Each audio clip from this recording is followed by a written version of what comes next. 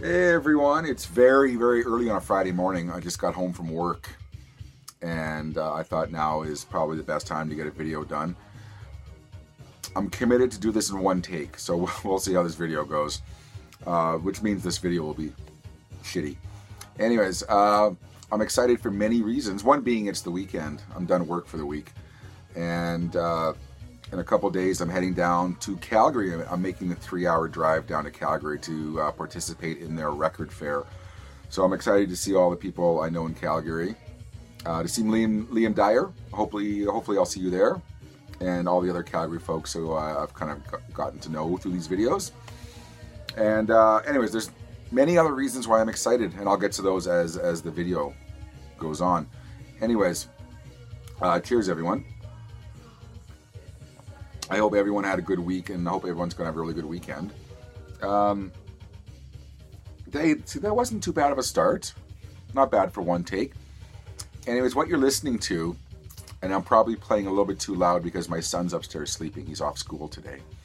Is we're playing Ministry at the 12-inch singles. Why am I playing Ministry? I have 2 Ministry albums coming in the mail that I'm really excited about, and I look forward to showing those. They're kind of extra cool albums if you're into Ministry. Anyways, I don't have a whole lot to show you. I've really not been kind of active out and about vinyl shopping. I've gone out a couple times. I've gotten some cheap finds, but mostly I've gotten things in the mail. So there's a few new releases to show you. Actually, what's kind of odd about this week is I've had more albums go back or be returned that actually came in the mail because Amazon has done a glorious job of fucking up a lot of my orders. And you might see my dog right here. Let's see. There you go. Hey, go lay down. Anyways, this is going to be one take. Anyways, Amazon has done a really wonderful job at messing up a lot of my orders. I ordered a box set of something. I won't say what it is in case it shows up. And they sent the single vinyl version. They sent 2 of one thing. It was really bad week for Amazon. As much as I love them, they really kind of messed up a lot of my shipments this week. So, anyways, that's not here nor there. And if you just want to see the finds, I hope you skip by all of this. Anyways, let me get right to it. Let me put this down so my dog doesn't knock it over. I've never done a video with my dog here. So, Mika, you're going to be a good girl, right? All right. Mika promises to be a good girl, right? Anyways, you might remember last week, I haven't even opened this up yet, but last week I showed this, Neil Young's Life. I found a bunch of CDs. If you haven't seen my last video, go watch it. It's good. I promise. I found a bunch of dollar CDs or $1.99 CDs. And I found a copy of Neil Young's Life on CD. And at the time, I had said that it was arguably his worst album. And I probably haven't heard this album in 10 years, 15 years. And after I made that video, a day or two later, by the way, we're going into my cheap finds. I'm trying not to use the word thrift store, but it is what it is. We'll call them cheap finds today until I come up with a more inventive name. A couple days later, after making the video, I found Neil Young's Life on vinyl. And it's actually not very often you see Neil Young's Life on vinyl, which probably indicates that it didn't sell that well. It's kind of one of those odd Geffen albums. It was the last album he did for Geffen Records, but it was kind of at the tail end of those, like I said, those weird albums he made for Geffen, the Shocking Pinks and the country album Old Ways. And then right after this, he signed to Reprise Warner, and then he made the Blue Notes, which is a really good album. Anyways, and I have to recant what I said in my last video. I'll take it back. It's not his worst album. It's actually a really good rock album. He has made way worse albums in the last 10 years. Anyways, sorry. This is going to be one take. If Mika knocks the camera over, we're going to keep on rolling. He has made way worse albums in the last 10 years than this album. This album was actually, upon a little bit more investigating, a really good return to form to a classic Crazy Horse sound. And in fact, On side 2 is a song called Prisoners of Rock and Roll, which kind of gives the game away slightly, where he kind of talks about, if you kind of read into the lyrics a bit, it talks about him having to make this album, and he's a prisoner of rock and roll because he got so much flack for making those kind of odd albums for Geffen Records. Anyways, long story short, I found a copy of Neil Young. My dog's leaving. I'm just going to make sure it doesn't knock the camera over. Good girl. Anyways, it's a really... Now I lost my train of thought. Anyways, it's on Prisoners of Rock and Roll, he talks about kind of being a prisoner, and he had to make this rock album, and as disingenuous as the lyrics might sound, or this album may be underneath it all, it is a really good rocker. So anyways, Neil Young's Life, one of the only Neil Young albums I don't have, kind of everything from Freedom and before I think I have now. God, that was long, wasn't it? Holy crap. No wonder why my videos go on so long. A couple more cheap finds. Something completely unspectacular. And something I see very commonly in thrift stores. The thrift stores, come on. And I've never actually retained a copy. And I've seen this duo name-checked a lot in videos recently by people I would never suspect would like Simon and Garfunkel. But you see Simon and Garfunkel everywhere. It's very rare that you see a really good condition copy of Simon and Garfunkel Sounds of Silence. They're out there. I just don't see them a whole lot. So I found a really nice copy at a thrift store, and it's super clean. And I thought, you know what, I mean, obviously I've heard the Simon and Garfunkel catalog many times over.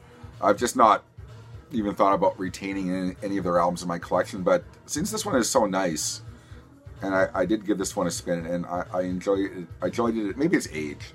Maybe with age comes a little bit more of an appreciation for Simon and Garfunkel, but I quite liked it a lot. So that's going to stay in the collection, Simon and Garfunkel's Sounds of Silence. I feel like I'm talking too fast again. I'm kind of all wired from being off work, having worked all night, and knowing I have a weekend ahead of me.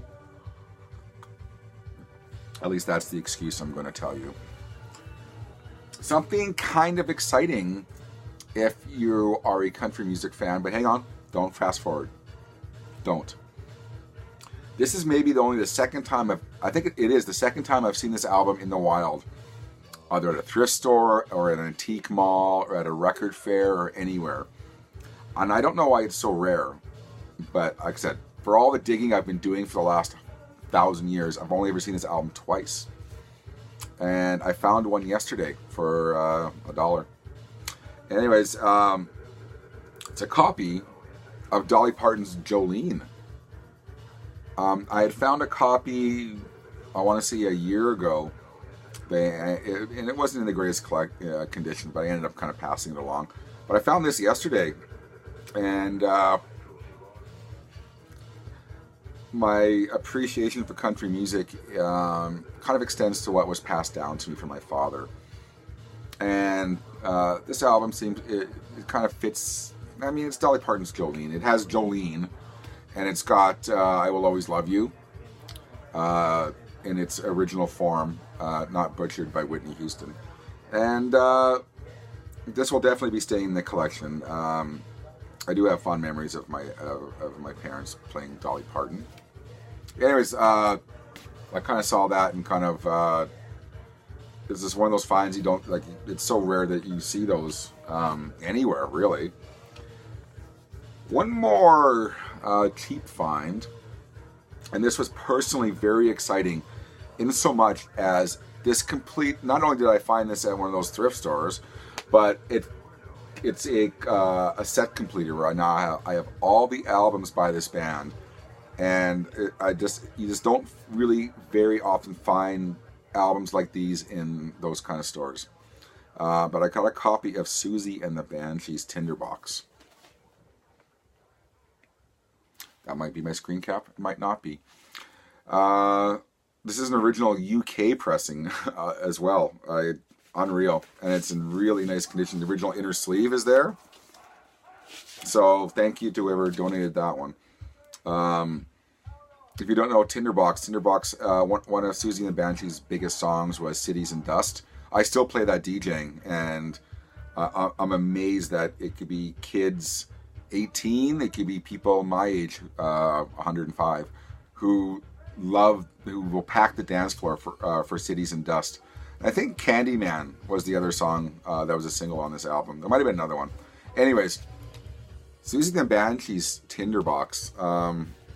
That was, personally speaking, a very, very big find for me. There you go. Anyways, my new releases that have come in the mail. And by the way, hang out to the very end of the video. I'm going to tell you about some videos coming up that I'm kind of excited about. This might be called the All 80s Special, and I'm going to try. What am I at? 10 minutes. I'm going to try to compact my descriptions of these albums, because I know 80s music isn't the sexiest thing to be talking about on videos. I've talked about this before, but it's what I grew up with. It's one of my biggest loves in life. And there's been a couple really awesome new releases and one awesome reissue, if you're into such music. We're going to start with the reissue. I did get the CD DVD reissue for this, because I filmed a YouTube review of this album, and I ended up deleting it because I figured, who the hell is going to watch a review of a Spandau Ballet reissue? I would. I don't think anyone else would. Anyways, the CD DVD you buy for the DVD, because it's a really good documentary on the making of this album. And how about I show it to you? It's Through the Barricades. This album was massive in Europe, and it did nothing in North America. And because I'm from North America, I can only speak of what the album did here. It did nothing here.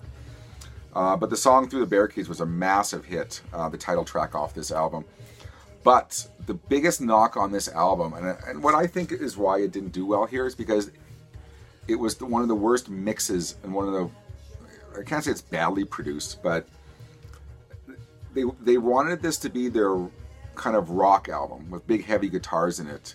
Not metal heavy guitars, but for them, loud guitars. And the mix was the guitars. I mean, there was no bottom end to the original album. The guitars were totally neutered. It was just, and the sax, this album in particular is a case in point. Just because you have a guy, where is he? Just because you have a guy in a band who can play the saxophone doesn't mean he has to all the time. Because the sax was so high in the mix, the guitars were low, and there was just no bottom end. And even when I was 15 and I first bought this album, even my 15-year-old ears knew what a horrible mix. And I don't think that translated well to North America, because at the time, you know, it was the start of kind of the hair metal thing that was massive here anyways. They went through and they remastered this album, and I don't know if they did a remix, but the remaster job they did, I haven't seen the documentary now, they did tweak it. They spent a lot of time on this album, and this is case in point also of what happens when a band gets involved and they actually put a lot of love and care and attention into a remastered edition, because every criticism I've ever had of this album is gone. The new remaster, or like I said, I don't know if they remixed it. I'm going to guess they might have. But anyways, the guitars are up in the mix. That bottom end is finally there. The sax is down in the mix. And if this version would have came out in 80, what was this, 86, 87? I'm going to say 87. If this was the mix that came out, I think this album would have done really well in North America. Because the first side, at least, it's... The second side, First side is killer. And I'm talking too long about Spandau Ballet. Man, I love them. I grew up with them. And I have to say, if you're at all interested in Spandau Ballet or this reissue, maybe you're on the fence about it. As far as this genre, this is as far as reissues go, this is a 10 out of 10. I was so thrilled by it. And if you know by some of my reviews of other reissues, I'm kind of harsh sometimes on reissues, but this one, awesome. Next one, this is what, okay, you know, I should do a video about what's really pissing me off in vinyl new releases right now, is albums, like triple albums that could fit on double albums that could fit on single records, because you get packages like this This album could easily fit on a double record, and they get these albums that are like so thick, they won't fit into a record sleeve. You got to go buy out. You got to go buy special sleeves, and that really pisses me off. And it's unnecessarily heavy. Having said that, I was really happy to get the new Aha Unplugged album. This was recorded and filmed over the summer. Anyways, it's Aha Unplugged, and it's a triple record. Like I said. Doesn't need to be. Ian McCullough from Echo and the Bunnymen is on 2 songs on here, and Alison Moyer is as well. And it's basically, it's what it is. It's Aha doing their greatest hits acoustically. And as much as I'm a fan, I'm going to take that out of the equation and give you an unbiased opinion that it's actually really good. And there's a couple new songs on here as well. And it's a beautiful package. That's the other thing. It's like, I'll forego how thick it is, and I'll go out today and get a special sleeve for this. Just a beautiful gatefold. Lots of great liner notes about the recording of it. The sound is fantastic. And, yeah. And if you don't know the band Aha, you might know the song Take On Me, and you might think, why is a band like that doing an acoustic album? Well, apart from one album, of their last 3 or 4 albums they did, maybe 5 albums, they're more acoustic-based albums than their first couple albums that were kind of, the synth pop stuff. So really, it's not that great of a stretch for Aha. Anyways, I like Aha. So that came in the mail. What is my last one? The only genuine new release of new music I got in the mail, I believe. Yeah. I've been waiting for this for a while. I pre-ordered this a long time ago. It was on Pledge Music, and I ended up giving up on that one, and I ordered one through Amazon. And finally, it's here. I will talk for a couple minutes on this album, because I feel like I have to. We're coming up on Halloween, and about 2 years ago, I had my greatest Halloween. I've had some incredible Halloween DJ nights, which I thought nothing would ever touch. But 2 years ago on Halloween, this gentleman played my city on Halloween, which, like, why is he playing my city on Halloween? He should be playing a big city, but he played my city, and I got to hang out with him afterwards. And in fact, if you notice, I've decorated my room, my music room, with album covers. But off to the side here, what you don't see is this gentleman autographed all my albums. He was so nice about it. Probably one of the nicest guys I ever met. But we're talking about Gary Newman, and he signed a copy of his first album. Anyways, I got Gary Newman's new album in the mail. It's called Savage Songs from the Broken World. Yeah, that's what it is. And, yeah, so he played Halloween. I got to hang out with him. Super nice guy. And I love this album, but I'm going to give you a quick Cliff Notes version, or Gary Newman for Dummies version. This went to number 2 in the UK last week, I believe, when it came out. Number 2. Which doesn't give me great hope for him changing his sound a bit. Because his last 3 or 4 albums, his last album I loved. And I thought, okay, you've reached the end of what you can do with that sound. It's that sound of really quiet. It's like almost like the Nine Inch Nails thing. Quiet verses. And then the choruses come in with that big, loud, crunchy guitars. And then it's back to the quiet verses. And then a really kind of hard sounding, I don't know, middle 8, whatever you want to call it. And then repeat through every song. This album is a little bit more synth-based than his last album, but still it follows that formula. And although I like it, I hope he just kind of takes a left turn and kind of does something different, because he's really exhausted that formula in my mind.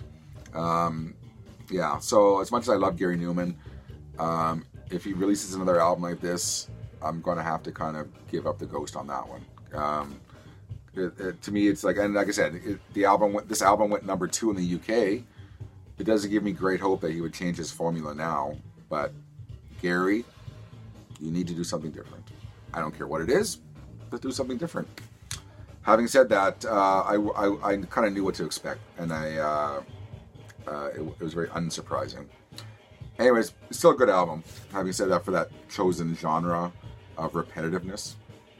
Anyways, I love Gary Newman. Just, Gary, something different, please. That's all. It's not an hour-long video. Anyways, really quickly, something I'm really excited about is in January or February, I recorded a video twice a year. Rhino Records, they do 2 different reissue campaigns. In the beginning of the year, they do something called Start Your Ear Off Right. Your ear, get it? And they do like a limited run of albums on special colored vinyl or things that haven't been out ever on vinyl, and they're just very limited edition. I did a video featuring what I got from that campaign, and I think it was like Overkill and Dee Ramone, and I can't remember what else. In October, they have something called Rocktober, and very limited pressings come out of records, and they stagger their releases all through October. And I won't tell you, so I've been picking them up as the month goes on. They're super limited, so I've been kind of scrambling to get the ones I want. I am going to get about 4 or 5 out of that campaign, and I want to make a video featuring those ones because I'm really, because there's some things that are just kind of, they're colored vinyl of albums that I have, so nothing spectacular about that.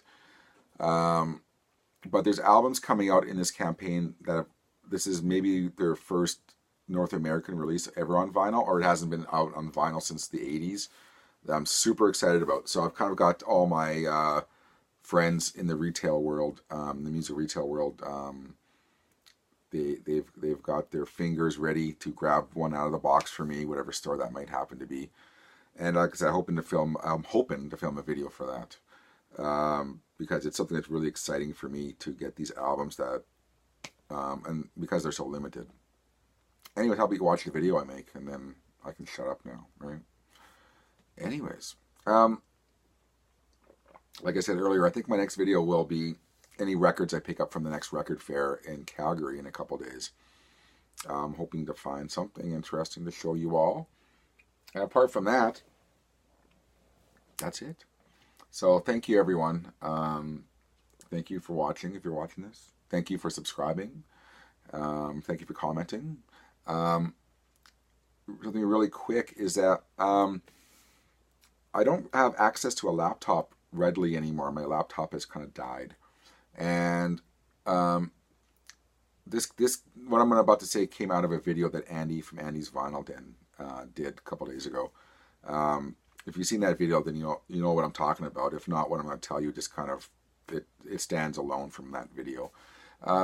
I don't know how to set my phone to get notifications, or if I have set it, it's just not happening. I don't know when people are commenting on my videos, so I'm kind of having to I kind of stumble upon your comments kind of by happenstance or by accident, and I do try to check the comments. If I don't respond, I do apologize. I try it as much as I can. But life, it's, you got life, you got kids, you got a job, you got things going on, and sometimes you just forget to check the comments sometimes. So it's no slight to anyone. I do my best. Like I said, don't ever take it personally. Like, I don't, I just don't get notifications. Previously I used to get notifications on my old phone. So I knew when someone commented, I could kind of jump right on and kind of respond, but now I don't. So I apologize for that. I'm not sure if that was ever bugging anyone, but I do my best.